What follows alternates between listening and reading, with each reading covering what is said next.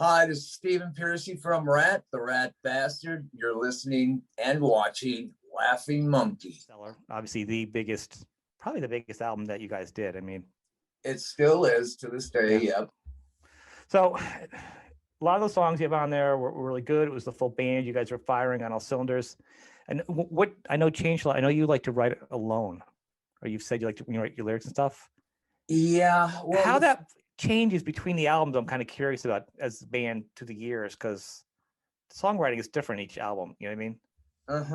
Well, the way I work and worked with my band with Rat is I still, unless you bring a song in, that's complete. Like when we were thinking about when we had the opportunity to do the EP, we really didn't have any music. We were playing all of Mickey Rat's music, right? And Up in the Dog, and I think we were just starting to write, like this one song, Reach for the Sky, and this other one, I Won't Lose, which I have, and the original band demoed it for Out of the Cellar, but never made it. So one day you'll hear those. But anyway, if you didn't bring in a complete song back in the day when we were in pre-production for Out of the Cellar, or the EP, it really wasn't, noticed or something, and unless we were just, whoa. Hence, you think you're tough. That was probably the first real Rat song written as, not as a group, performed, recorded by the band. All those other songs on the EP, You Got It, Cheater, Tell the World, were Mickey Rat songs. They were completely done. Which it gets to the point. No, I really wouldn't consider working on a song unless you just give me music. Unless you really had some kind of somebody. Robin had a great title or words for a bridge. And the same would be said for anybody else. I mean, Juan came to the table with for Out of the Cellar with a couple songs, and they were pretty much complete, except on one song I really couldn't bite into the lyrics, and it really wasn't me. So that's why I like to write lyrics alone, because if I have any kind of outside, influence, it wouldn't sound like me. We used to No More Time. Not a ballad. No. But not a rocker. It's almost like a Southern rock, Louisiana slow cooker, I guess. I was thinking about it. I'm like, I don't even know where to put it, because it's not fast. It's the jammy, not Skinnered, but it's kind of got that real. No, I mean it's a mid-tempo. I'd say more adult, contemporary kind of song in the wheelhouse of Tom Petty, Neil Young. Yes. Okay, yeah, I give it that. This is the song where, we're blatantly saying Buck Cherry is getting older and getting older gracefully. You know what I mean? Yeah. We're not just trying to, be the same band we were 15 years ago. Well, you've proved you still can do it though in the other songs though, so it's not like you. Yeah, I mean, we still can do it, but we want to show range that we can grow as writers. Yeah.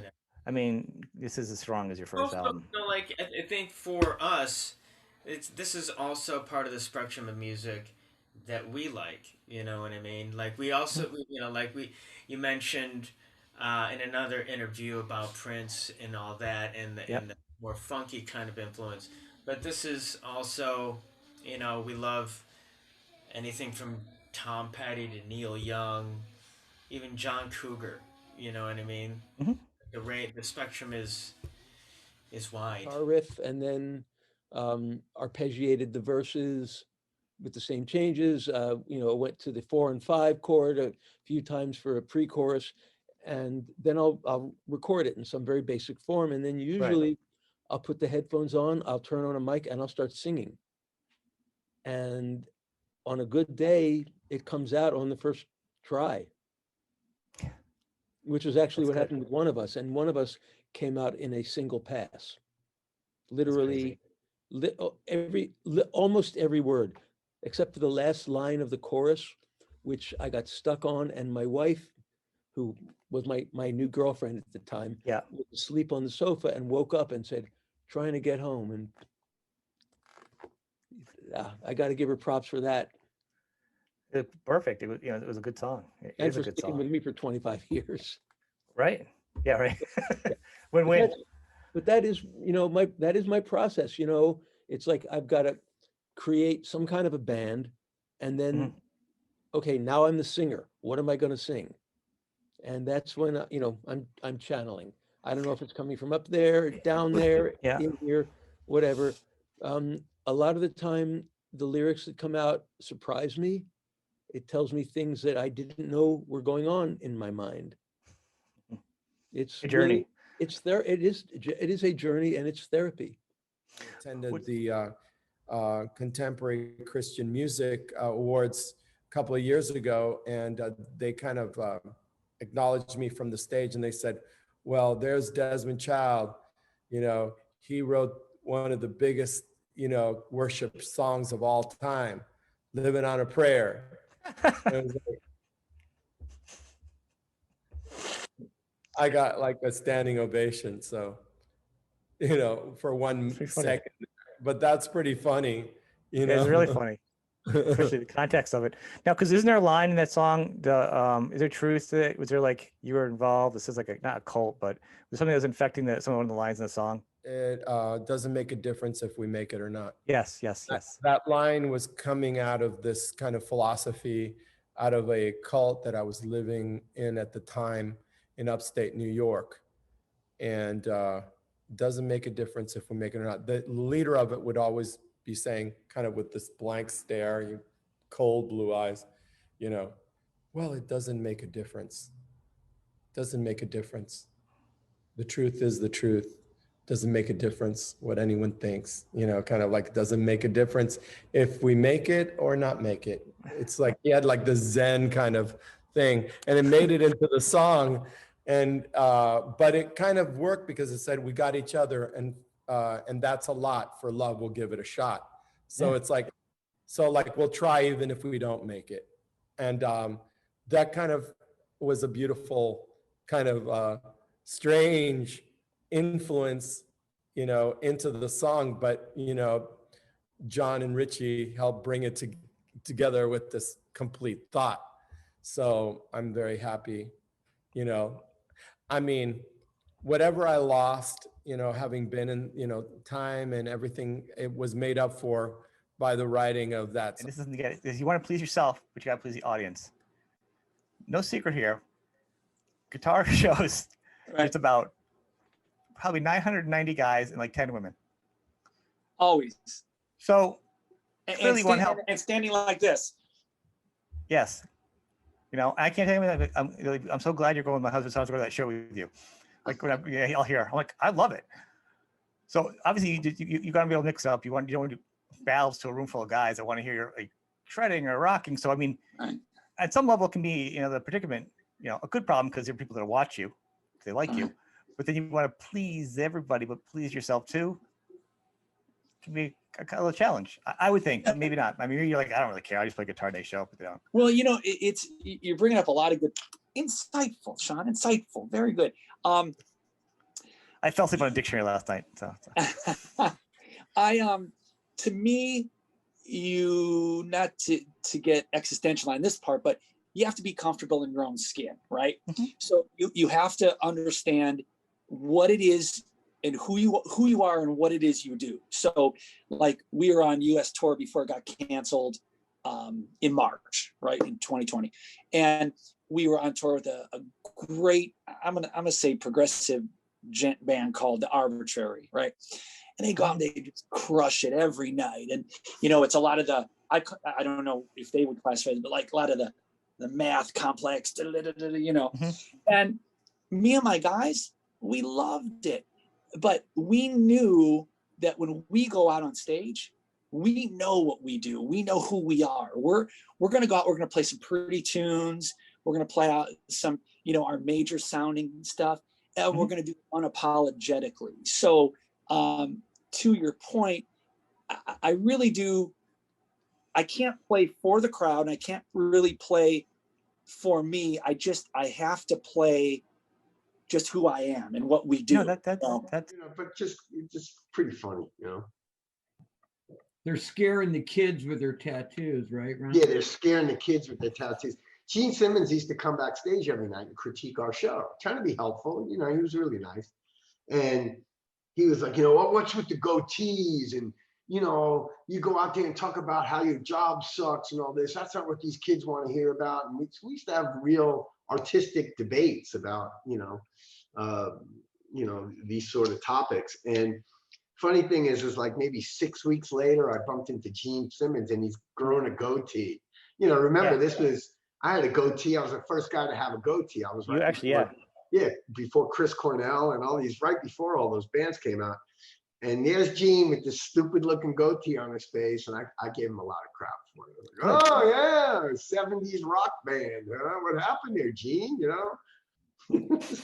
You know, to his credit though, like Ron said, there was a lot of chats and Gene would be on the side of the stage taking notes, and he'd always come in the dressing room going, don't do this song, turn your set order around, stop running around like chickens with your head cut off in an arena, you got to do everything slower. And so, you know, yeah, really good input, really good input. Yeah, I mean, in the music business, we had one major label, it was on Geffen. Right. It was actually VGC, which was going to be their new startup for their young band label. And yeah, by the second record, that was already when they completely gutted the label of people because the Japanese came in and bought it. We had to fire Jimmy Iovine because David Geffen and Jimmy Iovine got into a fight because when Jimmy started Interscope Records, he wouldn't give all the publishing and distribution to David. So David was like going to teach him a lesson. So out of the blue, we get this phone call telling us that, oh, by the way, if your manager is now a record label in the state of California, that's illegal. You can't be a manager and a record distributor by California law. So Jimmy's either got to stop running Interscope Records or you have to fire him. So I don't think he's going to stop running Interscope. no. And sure enough, we had to part ways and we brought on Herbie Herbert. And Herbie at the time, he came in, he met with the label, you know, it's okay, we got another record coming out. Let's see if we can, you know, motivate the troops to get the label up. And he came back and he goes, remember I told you that it might be light at the end of the tunnel? I'm like, yeah. He goes, it's a freight train. It's not. He goes, they have no intention of really promoting this. They want you guys to go away. It's like, oh, okay. It's the way it goes, you know. Your album wasn't out. I remember when your first one came out, how much you saw it in the stores, and then when I was waiting, guys, I was waiting to get the second one. It was, you think, just the video play and like just, you know, anywhere. It was Yeah, no, they wanted very sparse, that album. No, listen, I had a meeting when our option came there. I had a meeting with David Geffen and Eddie Rosenblatt, the president, and Tony Ferguson, our day-to-day manager. Mm-hmm. You know, and David goes, well, listen, you know, we're really not going to get behind this anymore. We're going to let you guys go. I'm going to hold you, he points to me, I'm going to hold you to the key man clause. He goes, and because I can't have you guys, I know there's 10 other labels that would sign you tomorrow.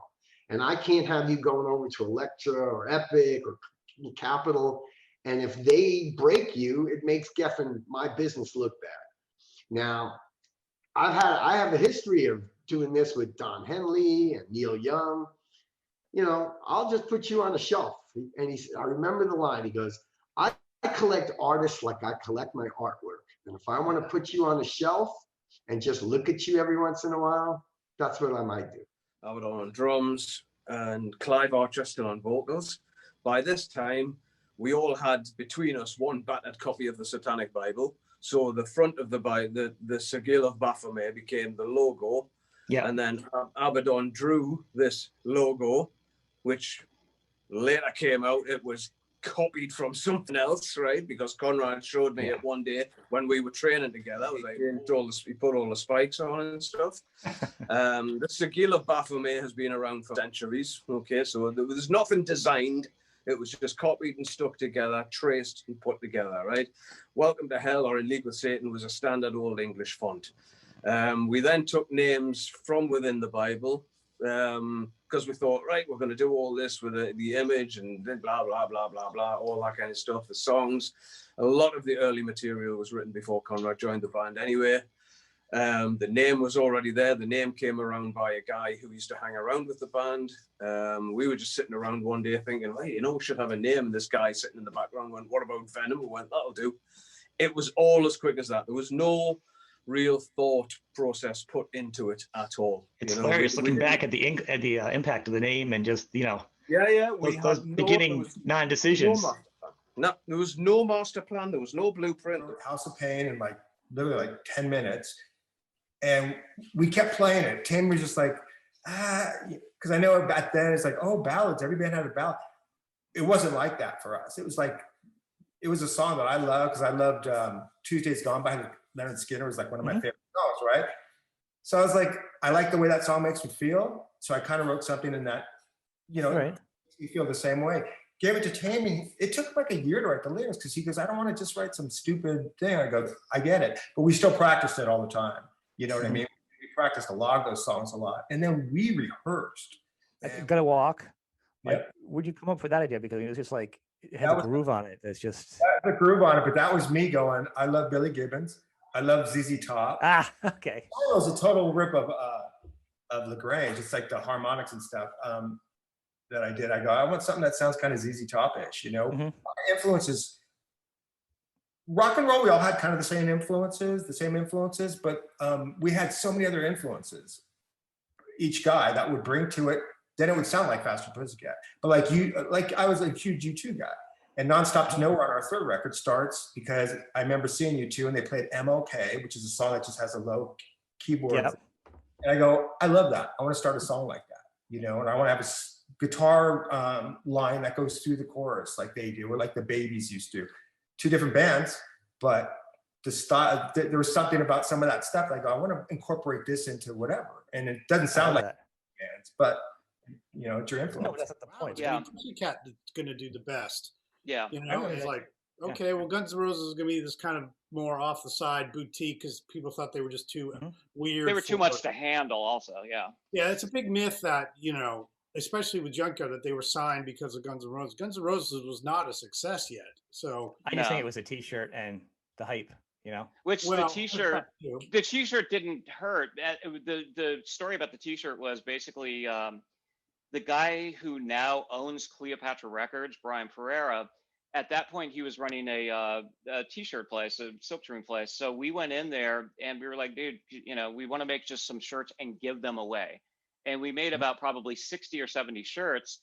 And every time we played or went out, we would just give them away to people. So I think Axel got his shirt, I think at the same show that you were at, Tim, that Tim's band actually opened up for us. And we were just giving away shirts. It's like, fuck it, you know. I got one. Yeah. Yeah. What better way to promote? You know, it's like, fuck flyers. Here's a shirt. And at that point, well, it paid off. Yeah, definitely. We were also other bands that we were in prior to Junkyard and Junkyard. We were friendly with all the guys in Guns N' Roses because at that point we had all come up and been in different bands. So finally, when Junkyard kind of became this thing, and they would come and see us and they were like, oh, this band's, you know, kind of, I like this band. It's interesting. It's not like all their other bands, you know, they finally got it together and, you know, figured out a good lineup. But that's kind of the whole Junkyard t-shirt thing or whatever. And also the reason why it says it 3 times, people are saying, you know, did you nick it for like the Cheap Trick idea or whatever? What happened was on the silk screen, it was just supposed to be the line across in Junkyard once. And we kind of looked at it. It was like, yeah, put another one on. Put another one on. It wasn't like a conscious decision going in. We're going to bite. You know, we actually didn't have a design idea. I think one thing that's been through Junkyard's entire career, there's never been a grand plan. Like the best stuff we've ever done has just kind of happened. And we're, you know, the more we get out of our own way, the better off we are. So logos, everything is kind of in the now and, you know, not a lot of forethought, if that makes any sense. No, which is good, actually. Yeah, we're not sitting around looking at spreadsheets going, okay, well, this demographic needs this and this needs that. It's like, nah, it'll just, you know, if it's meant to happen, it'll happen. If not, whatever, you know, it's. Sold my soul, you know, I did some stuff for money. They got, you do a couple of these songs, we'll give you some money and get them put in a movie. And you know, good songs they were, but they were out of time. I did one of the songs on there. I think If I Had My Way, and one of them was I Hate Myself, and one of them was Tobacco Road. And, you know, Clive Davis called me and said, man, if you do this, I'll give you some money if you do this song, Tobacco Road, and these other two. And, you know, we'll get them on a soundtrack. And I sold my soul to the devil. Oh, come on. I'll stop. Save the drama for like, right. So Clive Davis calls you and asks you to do a cool song like Tobacco Road. Come on. That's right. Your soul. You're not on stage with Beyonce writing songs for Eminem or something. Well, I wasn't gonna say no. I know that, but those are not. That's not selling your soul, man. You might have felt different if you look back though. It's music. It's in your range. You know what I mean? Right. Now, if you became like a dance band back then. Only way I was looking at it was, you know, I figured nobody was going to do it better than David Lee did it. You know, I was a big Van Halen fan growing up, and you know, and that every time I heard it, when I hear my redneck butt doing it and I hear David Lee doing it, it's just different. But hey, like I said, Clive Davis he don't call many people and ask them for much. So you know, how did you guys get so tight with him like that? How did that? Man, he just come and I don't know. He came down and saw you, right? He literally came down when you guys showcased. He saw you, right? Yeah. That's not a thing he did, right? I think it was he came down and hung out with us and took my boots home and put them on his desk for a year. And I don't know, he liked us because we were ratty. Yeah, he took my old ratty cowboy. I had a guitar string and duct tape and beer can holding it all together, and he put them on his desk for a year. You know, every time we'd go in there and listen to something, they were sitting there on his desk. That's pretty funny. He said, look at these little redneck boys. They don't know what they're doing. Well, I think he saw something in you guys. The Bon Jovi album was originally called Wanted Dead or Alive. So they all came into my studio. They grew beards. They came in one at a time. They had the hats on, you know, like they were in Billy the Kid movie. I pieced it together to make a Wanted poster, and that was supposed to be the cover. Then they said they didn't want him to be scruffy. So then I went to Vancouver. We shot it out in Vancouver in a warehouse that kind of looked like an old abandoned kind of hideaway. And they were clean shaven and a little bit more rock and roll clothes. And then we had the Wanted poster in the background of it. So that was the tie-in. Yeah. So that was Wanted. And then they decided to change the name. Inspired by the No. 5 club in Vancouver, and it was a strip club, and girls used to go in this plexiglass cage and, you know, wet them down, and we would all have drinks and be drooling all over them, and of course, so that's where that album cover came from, kind of Slippery When Wet. And then I think Doc McGee, the manager, came up with the name Slippery When Wet because of the road sign. So we kind of put two and two together and came up with that image. And so the plan was, when we went back to Jersey, that we would shoot it down by the Jersey Shore, get a bunch of cars, get some girls, and get some T-shirts that says Slippery When Wet, cut them up a little bit. And that's what we did, which I think ended up being the inner sleeve.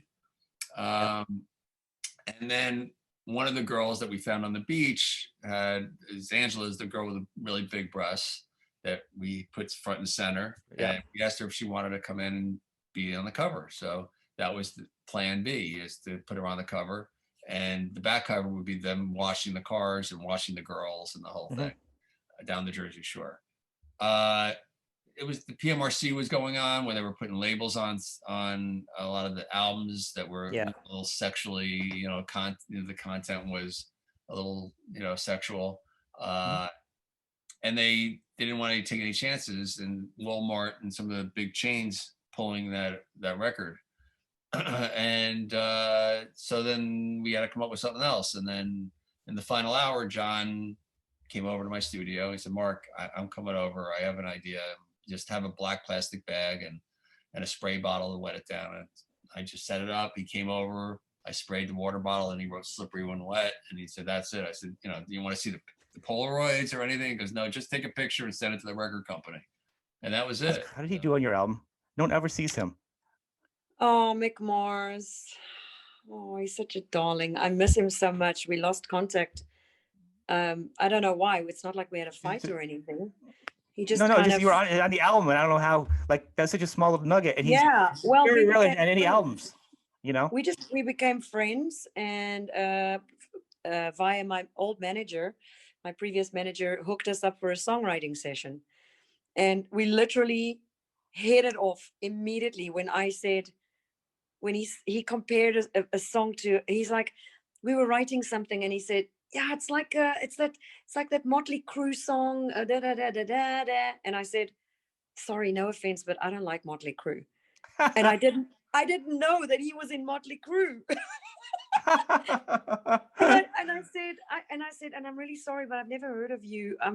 My manager just said you're like this amazing guitarist. And then he didn't say anything, and then he brought up the Motley Crue thing later on, and then I said, yeah, I'm not really a Motley Crue fan. And then he burst out laughing and he said, I knew I would love you. I knew there was a reason I would like you. Telling me all the stories, and we just hit it off. Yeah, and we actually got this tattoo together. This one oh, here. wow. Yeah. He has it on his hand. We went and got it. It's his. Yeah, I've seen that. Yeah. Yeah, it's the voodoo symbol for Mars. And so we both got it. And we tried so many times to write something together. I'd drive up to his house in Malibu, and we would end up just sitting in the kitchen on the counter. He would be eating M&Ms, and we would just be laughing our asses off. And at that point, we took out an unknown band that had a rapper and a DJ, and they would get booed every night playing before us. They were called Linkin Park. And they used the same producer as us. This was 1999, I think, maybe 2000. And I remember Chester gave us the CD of Hybrid Theory before it came out. And I said, that is going to be mega huge. And I was right. It was easy to tell. It was Limp Bizkit meets the Backstreet Boys. It was gonna be huge. I'm a Holiday Inn guy, so the band, we only stay at Holiday Inn because they give us the Party Club checkout. Most bands, I don't know how they tour, checkout is like 11 a.m. I don't leave the bar till 4 a.m. So 11 a.m. is a little early for me. So Holiday Inn, if you're part of their club, you check out at 2 or 4. So you're actually part of a club? I'm a Spire Elite member of the Holiday Inn IHD family. Thank you. I've actually gotten a vacuum cleaner for my house. I got a slow cooker. and 1 year the band we played so many shows, they offered me tickets to the Yankees versus the Red Sox when they were playing. And I was like, I'm on tour, I can't. So I gave them to one of my friends. Inside the vinyl, there's going to be a download card, so you can put it on your device. But you're going to only make limited vinyl. So if outside that, you're going to have it on sale, like digitally online, where people can get it too. If they can't get the record. Eventually happen. I'm mainly you'll get it digitally when you get the record because you'll have the download. Right. So, cut to the chase. They get the little card and go. Oh, yeah, but if they don't, but what if they can't buy the album? The album's sold out. It's hard to make a second press. Only a few people want it. Then we'll have to figure something out because they're being jerks. Then I'm not gonna. I can only hope. I can only hope that they have the difficulty where they handled right now. I sold so many records. People they're driving me crazy. They were trying to get some other way now. Yeah, please. I pray for that problem. Well, I don't know. Kevin, I don't know. Right away. Listen, Daddy Warbucks. I know how many you're gonna print. Kevin, get Maury on the phone. We need more albums right away. Get the donkeys running. I want the platinum album. So let's go. Yep. When you get your platinum, I want it right behind me. The wall here. I'll make you one. It's a little spray paint. How we hang it up? You do that now. I'll hang it up. Kevin, note this. We got to get him a platinum record. The new record. What do you put your name on? I'll put it up. We'll do it. I gotta put my cat down and order more records. The wig. The wig is. Well, the concepts are difficult. It took me a long time to get one. I know. That's what I'm gonna call this. This podcast can be called Back with the Bong too. So you don't have to worry about making that now. Good. You made it. Back with the Bong 2. With a movie. I don't know if you've seen our movie, our documentary that's out. I wasn't part of it. Documents the whole thing. That it goes through the process of us getting back together and the conundrum of finding a lead singer that can replace Kevin DuBrow, which as you will see in the movie is not that easy. There's not replacing a guy like that. Shit happens all the time. The bottom line is we have Jersey Pearl now, and we're very happy, and we're gonna hopefully have some new music with him. And Frankie definitely Jersey was Frankie's best. His favorite out of all of them, and Kevin really liked Jersey, which was most important too, because a lot of the times we'd get these no-name guys in here. I always thought, what would Kevin think of this? Now I know for a fact, because I toured with Rat and Quiet Riot, with Jizzy was singing for Rat, that Kevin and Jizzy were buddies.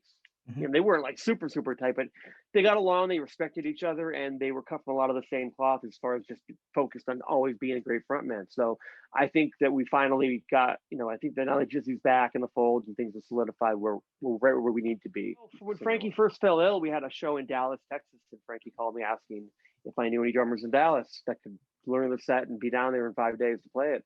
And I called Johnny, and Johnny knocked it out of the park. And Frankie knew Johnny obviously through me.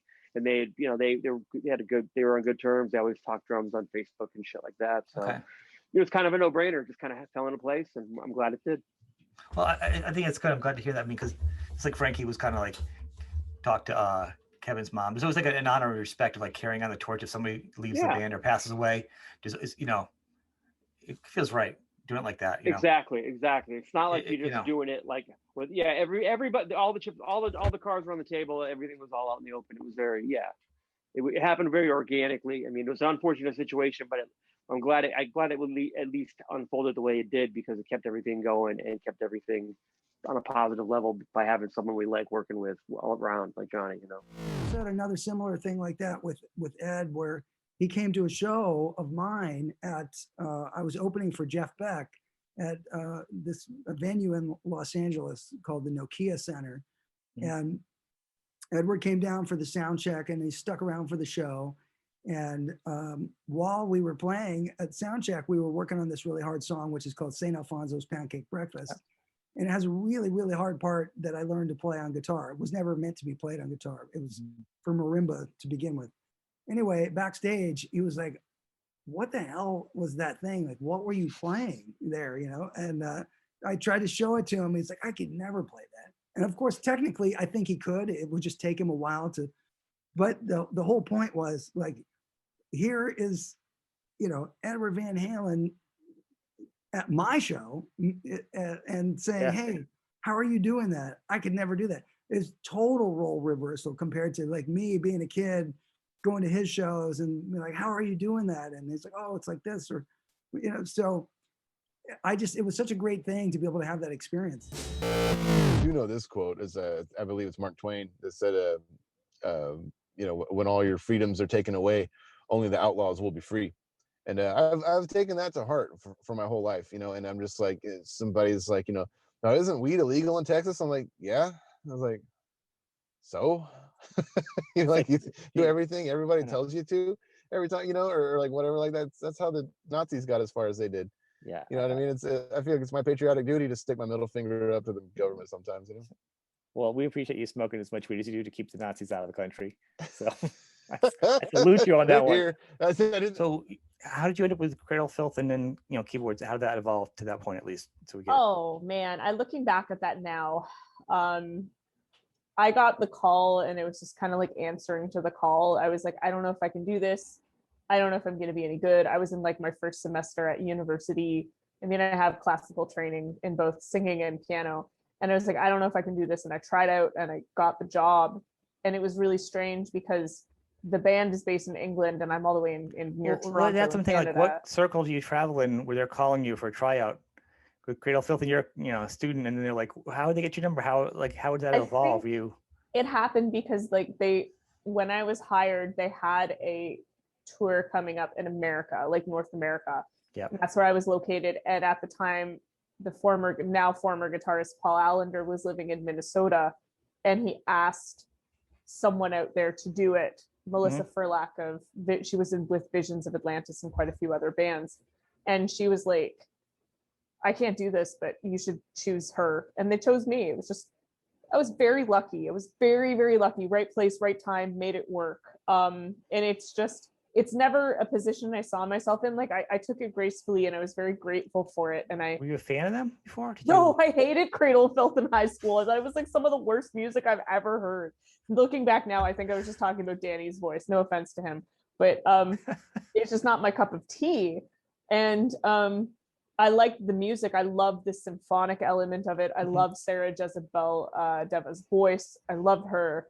But I just was like, I don't like this band at all. Like I always used to joke and be like, Dimmu Borgir's better. And to this day, they're still my favorite metal band. but yeah, I just didn't like them in high school, and then I ended up working with them for 7 years, and I'm like, this is strange. Be careful what you say now. What you like, what you don't like. Another 7 years, be locked up with it. Yeah, who knows? Maybe. Oh gosh, what's like 5 Fingers Punch will call me or something. Don't even say. Got together and I gave him that song and I go, hey, I want you to learn this song from my Wayback Machine. It's called Kansas. And Brown is like, wait a minute here. It sounds like a song of mine. I'm like, no way, man. That's my song. I don't, and plagiarism. How dare you? And it's uncanny. It sounds pretty close, pretty damn close. So did I steal it? I didn't mean to, but it's a, here it is. Here, hold on a minute. It's like, that's mine, but his is like, it has that, mine is like, you go a little crazy, baby. The conversation's petrified. That's like that. And his like, I can't sing this high in this key, but it's like, could it be da da da da da da da da da? That's his. And it's, hey, it ain't my sweet Lord, but it's pretty damn close. And then, of course, as a guitar player, I've got to work on people's albums and play guitar on stuff, sometimes uncredited, when you're working in a band, I'm just fixing or replaying parts.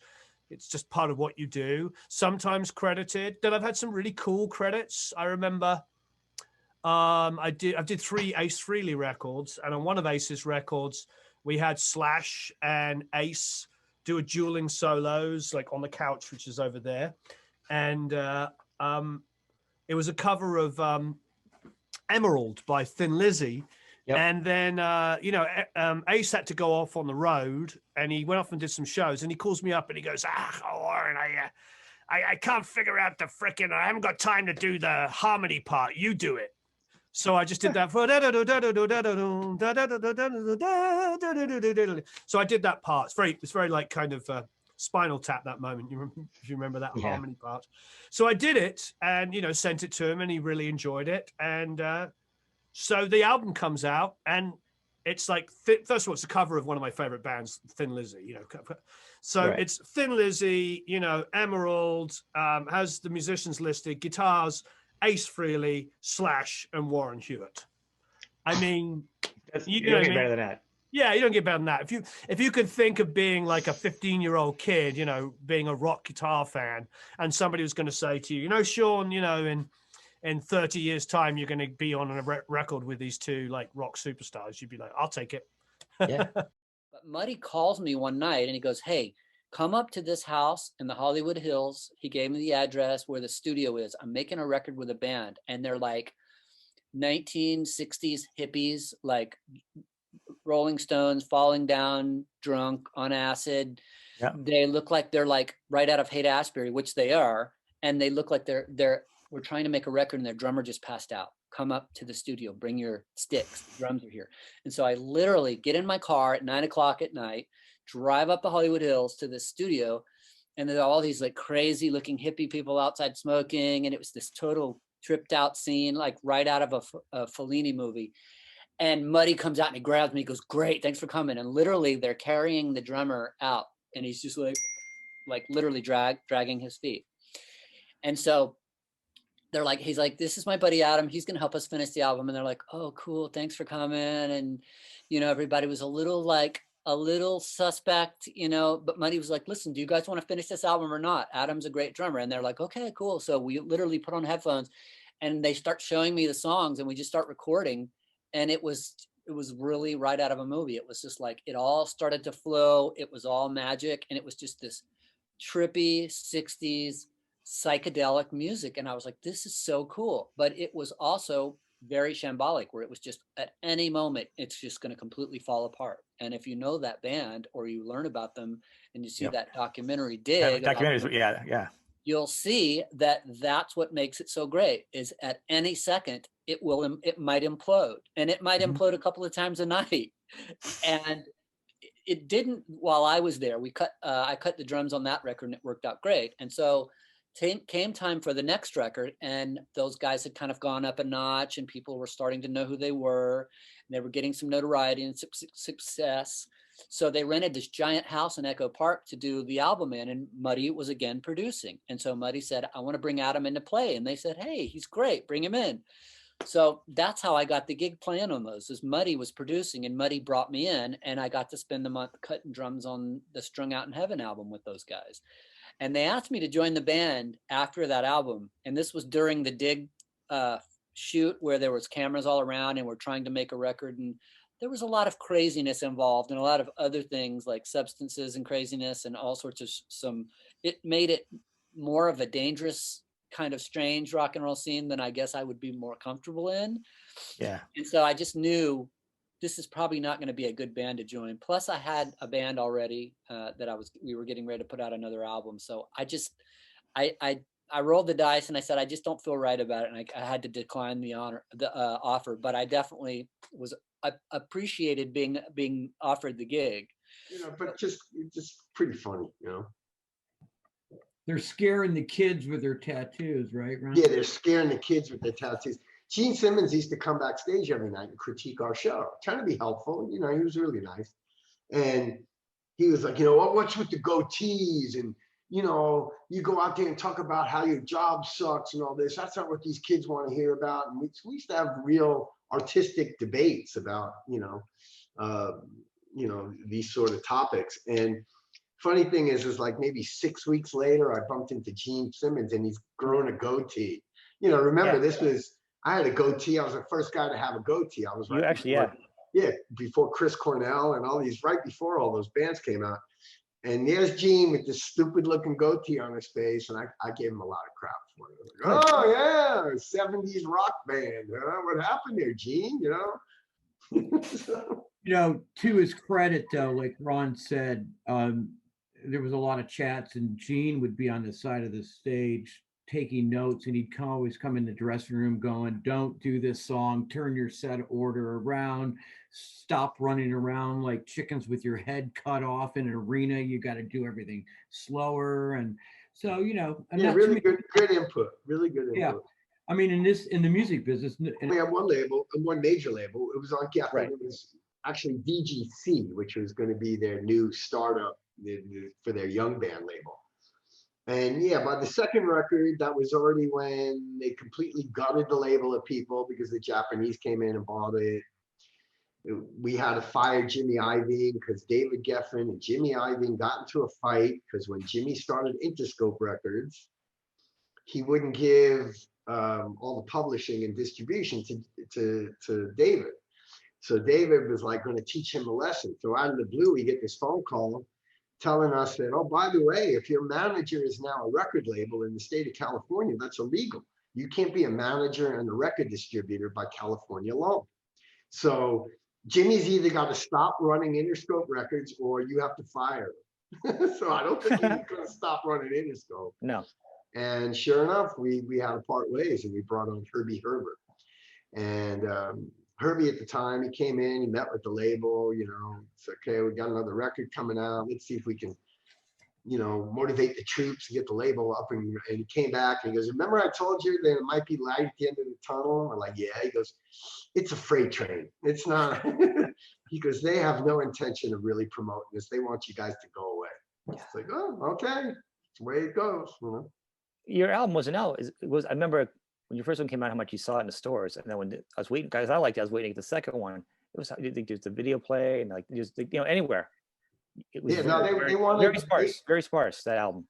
No, listen, I had a meeting when our option came there. I had a meeting with David Geffen and Eddie Rosenblatt, the president, and Tony Ferguson, our day-to-day manager. And David goes, well, listen, we're really not going to get behind this anymore. We're going to let you guys go. I'm going to hold you, he points to me, I'm going to hold you to the key man clause. He goes, and because I can't have you guys, I know there's 10 other labels that would sign you tomorrow. And I can't have you going over to Elektra or Epic or Capitol. And if they break you, it makes Geffen, my business, look bad. Now, I have a history of doing this with Don Henley and Neil Young. I'll just put you on the shelf. And I remember the line. He goes, I collect artists like I collect my artwork. And if I want to put you on the shelf and just look at you every once in a while, that's what I might do. You approach songwriting. Are you somebody that sits down? Some people sit down every day and they're going to take a pad and you're just going to jam. Some people are like, I couldn't force a song out. And some people are like, I'm sleeping in bed and I hear this. I think I write most of my songs from walking down the street. And you see something and you get a little idea in your head. And it's like an earworm, and it nags away at you. And when it goes away, that's fine. When it doesn't go away, that's then is the time to pick up the guitar and try and work it out and get the notepad and fill in all the blanks and try and make sense of this kind of abstract idea that you've had. But the ideas that don't stick with you, if you're trying to write a catchy pop song, some people record everything in case they forget it. And I always think, well, if you can't remember it, how can you expect anybody else to? It's kind of true. It's an excuse, or maybe it's. But ideas come. The only problem is I end up with quite a lot of walking pace songs. Anarchy.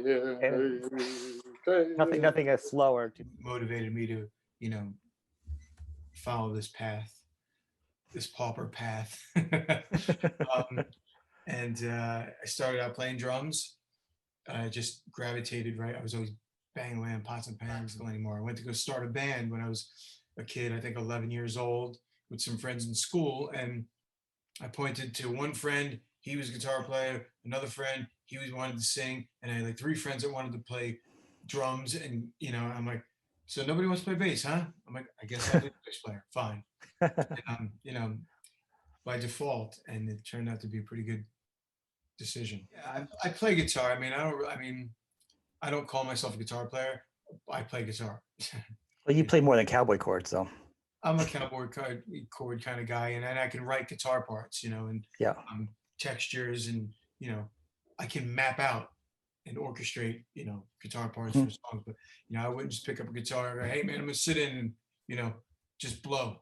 I'm not that kind of guy. I'm more of a song and dance man. Well, the thing is, with Trixter, it's kind of like, for the most part, Steve's the primary songwriter in Trixter, and he and I work well together in the sense that the songs usually start with him. He comes to me with the ideas, and if the song needs some work, I'll edit, add a bridge, a chorus, something, kind of customize what he's trying to get down, but basically he hands me a ball of clay and says, this is cool, right? And I kind of go, yep, there we go. And that's it, so. I went on tour with him, and I sound like shit. Bro, I went on tour with Bret Michaels. I did meet him though, and he was very nice. I gave him a hug, and immediately the pain in my hip went away. So he might have some kind of Messiah, unworldly, That's good to know. Maybe we can put that in a bottle. Actually, he may put that in a bottle himself because he's pretty good at merchandise. That's right. If you ever have any ailments, go stand in line, have them touch you, and then be prepared to pay whatever, like $15 or 20. If you're at an LA gun show, it might be 20. It's the inflation. We got to make up for the COVID. It's that you'll probably get from the HUD. I cured your hip, but I gave you COVID, bro. COVID. But COVID. Well, can you cure that too? That'll be another $15. It's actually at $30. It's actually a pyramid scheme. That's right. I'll do the VIP COVID package, $90. I give it to you, I take it away, and you get a shirt. Sounds like a good idea.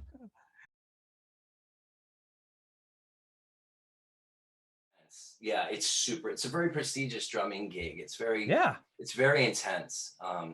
But it was very different for me than just learning a rock song and stuff. I had to learn these 9-minute pieces of music and they didn't read music either. It was all memorization. So, and videos to watch the guy playing it, and then you copy it. And that's what the audition was too. I when people ask me what the audition was like, I say it was like that game Simon, where you have to remember the colors and stuff. Because they had all these different percussion setups, very interesting stuff that Blue Man has. And the guy would play something. And first of all, I was nervous as fuck because I was super nervous because, you know, because it's a big gig and I really wanted it. Because I'd moved out to do the rock camp to Vegas and that was kind of slowing down and a lot of people were getting involved with the whole business scene there. And it was really giving me a bad taste in my mouth. So I really wanted that gig and take a break from rock touring and stuff. And I was like, I could just do Blue Man. But anyway, and I ended up getting it, which is great. But the audition was very tricky in that they would play something and then say, okay, here you go. You play it now. And the guy that, Jeff Titora, who's been in Blue Man for many, many years, he's the one that saw me at rock camp and asked me to audition. They hadn't had auditions in like 5 years. And so there was like 20 guys auditioning. I got in the room and I asked him, I said, what can you tell me to, you know, what can I know? He goes, nothing really. He said, just remember that you can ask to see it again, which was super helpful. And then there's a certain thing with their drumming on the drum set where you keep pumping eighth notes with your kick drum and your hi-hat. So it's both at the same time, which is very strange for naturally for a drummer to do because usually they're doing different things. But this one's just boom, boom, boom, boom. And then you do stuff with your hands. Because they're not readers of sheet music, maybe? The music evolved that way? No that's rules, the pulse. That's the Blue Man pulse. There's a 16th note thing that and there's the boom, boom, boom, boom, boom, boom, boom. So that's kind of like part of their music. That's the pulse. So that was great. But to ask to see it again, because they did a couple things and I was just like, what? I didn't react like that, but that's what I was thinking in my head. And I said, can I see that again? And I guess I did it well because I got the gig. So, and I did it for, you know, about 3 years. Wow. And it was a great experience. I had a blast. It was so much fun. But I was in the lofts at the, what's the name of the hotel, the casino we were at? It's now called the Park MGM. Monte Carlo is where we did it. In Lance Burton's old theater, The Magician. That's where it was that's where Blue Man was when I did it. It was like a 1,500 seat theater. It was pretty cool. You played there for like what, a couple nights a week, a couple shows? It was every night. We would do double shows, 2 shows. But me personally, I would do 2 nights. So I would do 2 doubles, you know? Yeah. But I was, you know, we were the band, there were 3 string players and 3 drummers, and we were up in lofts with like white paint, like tribal paint, and when the black lights would hit in our hair and everything, and doing the real tribal-y stuff. It was so much fun. And then we're watching the Blue Man, we're up above them, and we have to kind of watch what they do. But it was I was pulling my hair out learning that stuff, man. I mean, once I learned it and I got a few shows under my belt, it was fine. It was, you know, smooth sailing from there. But it was frustrating to learn. It's very tricky, you know, but it was challenging, and you know, I enjoyed it. You were probably based at home too, so you weren't traveling a lot. So you had a couple years. Exactly, and I was like, I can just do this, man. I'm not doing music and I have a house. Yeah, and I have a record. I was making good money too, so I had a recording studio in my house, and I could buy gear, and I was writing my own music because I play guitar and piano and sing, so I was, you know, really enjoying that. I had quite a bit of time off, and I was able to write my own music and record, which is what I did with Alex out there. One of the projects. I don't know. It was very exciting endeavor to make this online show in April 2020 because back then it was a total lockdown in Moscow. It was impossible to go outside your house without having a special QR code. Oh, really? Yeah, it was the I think there were the most restrictions. Now we have almost none restrictions in Moscow. Just really? You have to put face mask when you're going in some public places. Would you say there's a code you had to have to get out of the house? Like, would you say Sorry? a code? You said to leave the house originally, there's a code? Yeah, you had to have a QR code if you wanted to drive somewhere around the city. And we managed to get all to get these QR codes for all the people who are involved in this live translation, a live show. Yeah, it was really hard, and we were rehearsing before the show. We were rehearsing a few weeks in, let's call it, secret place because all places where the bands were rehearsed before, they were closed, and we had to drive outside the city to a secret place. So actually, yeah, it was. On the other hand, there's been a couple other pieces out there that have talked about the poison thing. Right. Yeah. And make sure it's in context, because this is video, it will go out all as in one piece. I won't edit it out. So maybe if you want to, we can clarify it, make sure it's a clear thing too. And absolutely. I don't want it to be, misunderstood in any way. What happened is really that I came to America for the first time, actually, on tour with Europe. We were rehearsing at the Warfield Theater in San Francisco, and I had a rental, and I was crossing the Bay Bridge, I think it was, and all of a sudden I hear my song on the radio. Or let me correct that. I hear my chorus in another song on the radio with a different lyric. And I stopped. Back then we didn't have any mobile phones. I stopped. Right. Made a call to my manager, and it turns out that he had been in contact with the producer of that album, who actually had brought the Easy Action album, which my song "We Go Rockin' is on, to the studio when Poison recorded their debut album, and played it back to them, and they just nicked the chorus from one of my songs. He suggested they do a cover, but they didn't. They just stole the chorus and redid it. So that's the truth. What happened was I wasn't really plugged in to this because Europe was doing really well, and I was completely busy with that. But my then publisher, Warner Chappell Music, went ahead and sued Poison's publisher, and that's when it started. I wasn't really involved at all, actually, and it ended up with a settlement out of court. Good. It's I have a couple of thoughts on that. If you want to hear my opinion, just to kind of hash it out a little bit, and that's not a taking a side thing, but I was thinking about it because I went and heard the songs and I compared them back to back, fresh on my mind. I do hear the melody. And, what's interesting is, I know you said if you had sued them, looking back, but if you look back, I think that probably the suing out of court and settling was probably the best for the bands, because I think if you being from who you are, being little known, like for the American rock audience in the 80s with no internet, right, suing an up and coming band, first off, the press would have killed you because there could have been a press spin. Definitely, that would have happened. So that could, or Poison could have gotten careers. So it really could have killed two money-making band careers if it wasn't quietly handled. And I'm not saying they didn't take it or they didn't nick it, but I almost think that like the legalities of it. There's a more to it as well. The thing is, what happened before they went to a hearing, when it comes to copyright cases like this, they hire somebody with musical skills, but not in the same business. In this case, it was a musician and a conductor that got to listen and compare both the songs, make like a statement, which is normally that statement is very it's very important. It's very important for the outcome of the lawsuit, if there's ever a lawsuit.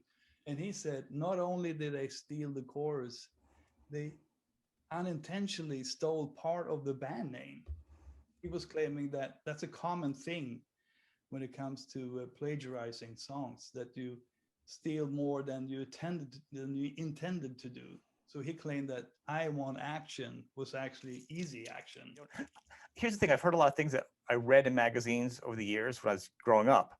Right. And now I've talked to the artists, and the producers and stuff to ask these stories, and they weren't true. Right. So Lord knows what would have come out of that. You know what I mean? With such and Europe was just starting to break over in America, and America was the, the place. So you never know what happened. But anyways, I wouldn't have been the one in charge of the lawsuit. It would have been, Warner Chappell if it ever went to court. But on the other hand, if the guys in Poison would have approached me as the songwriter and asked me, we like your song, but we would like to use the chorus mainly and rewrite it a little bit. Are you fine with that? And I would say, yeah, sure, as long as I'm a co-writer on the song. And we could have split. Yeah. It would have been the fair thing to do, I think. The tour was Kiss, Winger, and Slaughter. And Winger dropped off to go finish off their record because the label rejected it. They wanted another single. So we got stuck on the tour. Jimmy got us on there, and it was funny because we go out there, and because Winger dropped off, ticket sales went in the toilet, and Gene and Paul were freaking out. So, so we're out there, and within like a week, word comes back that Winger had a song. They recorded it. The label liked it. They're ready to go back out. So Gene wanted to get us off the tour, so get them back out, and he called up Jimmy. And again, this is one of my most favorite things that anybody's ever said, and it's just classic Gene Simmons. He told Jimmy that we were going over like pork chops at a bar mitzvah. All the people that we went to school with and everything would show up, and they'd get up front, and they're the ones that started the little chant, Tora, Tora, Tora, because we were wondering if that was even going to work. We had a friend, her name was Kelly Coffey, that had I listed a name, a whole big list of names for the idea for the band name.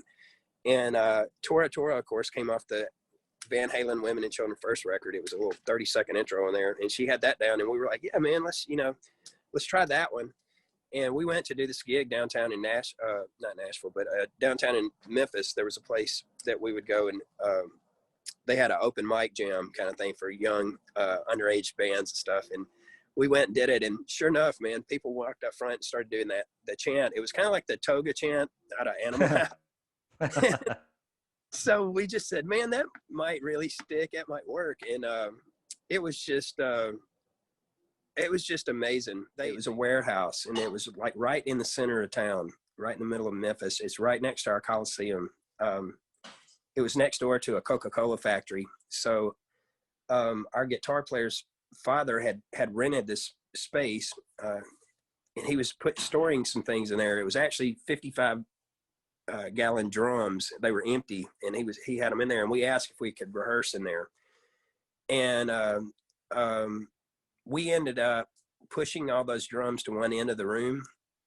Both ends of the thing had a bay door on it, but we pushed all of them to one end and put plywood on it and built a stage. And so we actually kind of created our own little space for people to come and see live music. It was kind of an underground kind of thing, I guess you'd call it nowadays. Kind of grassroots place. But that's the scene I meant earlier when I said it. I know you guys did something like that. That's the scene. Yes, man. I was referring to. Crazy because we were kind of looking back on it in hindsight. We weren't thinking of it at the time, but it was kind of, we were kind of like little entrepreneurs, man. We had this, we had a place where it could fit, man, probably 400 people or something. I mean, it was big. We put a PA system in, we put a lighting truss thing in, we put these, we built our logo out of 2x4s and painted it and hung it in the ceiling, man, with like glitter all over it. If that thing would have fallen, it would have like killed somebody. I'm not kidding. I can't believe when I think back on it, I was like, man, it's a wonder it didn't take somebody out. But anyway, we kind of built it, and we would actually advertise it on the radio. We would say, at the warehouse, come and see, the band. And that local DJ, Malcolm Riker, was one of the guys that was helping us. He had kind of taken a liking to us. He really helped break us in the regional kind of market, because he put our song on and it got into the top 5 requested songs, and it was Phantom Rider. That was a song that kind of broke us out. It really championed you. It was on the EP. It was a different version than you hear on the Surprise Attack record. It actually has piano playing on it. The producer played the piano on it and all that stuff. So it was a little bit more organic sounding. It was much more produced on the Surprise Attack record. That's when Joint Forces became an all original band. We were the first band to come out in Connecticut to do all original music. There were bands doing like some originals and cover tunes, but we wanted to come out and do all original music, an hour and a half, have a couple bands open for us. We took a big chance. A lot of the club owners didn't think it was going to work. It was kind of risky, but we did it and it went over. It like took off like crazy. The band became huge. And then from there, you know, we got hooked up with Joan Jett's management. I remember that. Yeah. So we became, we went out on tour with Joan Jett. The guy who was with the Joan Jett company, he partnered with somebody that owned tour buses. So we actually went out with Joan without a record deal. We had no record deal, but we were on tour. That's pretty cool. I heard she's pretty cool though. Everything was great, you know. You guys actually, weren't you guys in the movie? I heard rumor you guys were actually, some of you guys were in the band in the movie or something. Was that? The whole band was.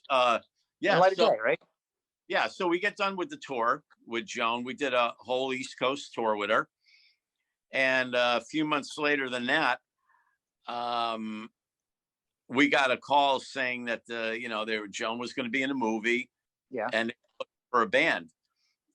So we had to send in our stuff, even though we just got off tour with Joan, we still had to send in pictures and all this stuff, and they accepted us. So the next thing you know, we're flying to Chicago where they filmed it, and we're going to be in a national motion picture with Michael J. Fox and Joan Jett. So that was a really big deal. You know, there was now, even though the movie, you know, had mixed reviews because it was the first time Michael J. Fox ever tried to do a serious role. Everybody liked his, you know, Family Ties. Yeah, the cutie thing. Yeah. Yeah, it was more of a comical thing. This wasn't that at all. It was a serious role. It had a serious script. You know, a mother who had gotten cancer, and so it was more of that type of movie. But it was still an incredible experience. I mean, just getting to go to the Hard Rock Cafe in New York for the movie premiere party was an experience I'll never forget in my life. Walking the red carpet, and yeah, it was mental. I mean, the cameras going off when we got out of that limousine. I'll never forget this. We're standing on the red carpet, and you know they got it all roped off. This is at the entrance to the Hard Rock, and we're just standing there. Nothing's happening, you know. So somebody says, "Hey, who are you guys?" And we say, "Oh, we're Joint Forces." And then somebody goes, "Joint Forces, you're the Huns in the movie." And as soon as somebody said that the Huns, you know, that was the name of the band in the movie. Yeah, I remember that. Yeah. Yeah. Thousands of cameras started going off, like flash bulbs, like everywhere. And I'll never forget it as long as I live. It was the wildest experience, just seeing all those millions of flash bulbs going off at you and stuff. But, you know, it was very cool. The party was incredible. Carly Simon, Ronnie Wood from the Stones, Paul Schaefer, you know, from the David Letterman show. He had two girls, one girl on each side of him. He was just like he is on the Letterman show. Honest to God. Yeah, it was a great time. And I got to tell you, I got along with Joan very well. Her and I was the only one that she actually spent some time with. Yeah. Out of the band, we had a very good communication. And Michael J. Fox took a lot of time with me. We talked guitars, and you know, I actually wrote out some tablature stuff for him. You know, it was like a great experience in my life. You know, that's pretty cool. Jake on Dissonance. He was he was good friends. He used to hang out at the studio all the time with the drummer, the guy that owned the studio. You know, the guy Vinny Castaldo that I made that record with. Chip came out later and played the bass on everything, but Jakey was there, you know, and it just never even crossed my mind. And one night we all went out partying, and we were jacked up out of minds, and came back to the studio, Jake and me and Vinny, and they laid down this track called Joni Lynn. It's on the Dissonance record, and I asked Jake, I said, "Hey man, can you blow a solo on this one? I need a solo right here," you know, and he blew a solo on it, and it was great. And that just led to, well, can you do something on this one? And before you know it, Vinny had talked him into playing all the reinforcement guitars on all the songs.